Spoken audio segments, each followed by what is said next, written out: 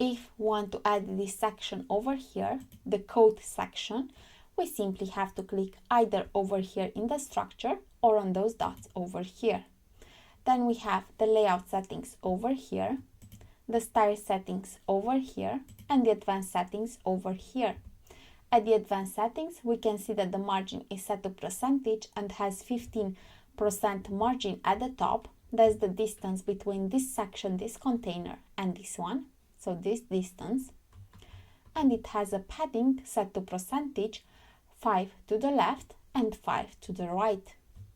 By clicking on this arrow, we can see that this section has only one container and that the container has two heading widgets, this one and this one.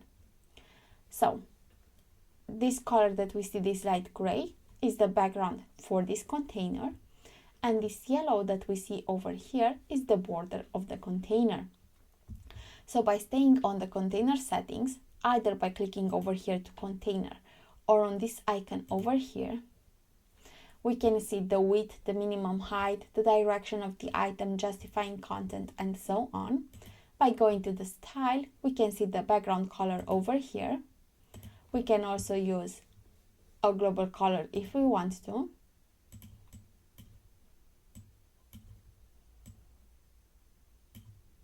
And by going over here to border, to boxed shadow, we have the color over here. So by changing this color, we can see that we have changed this color over here. We have the horizontal distance, the vertical distance, the blur, and the spread.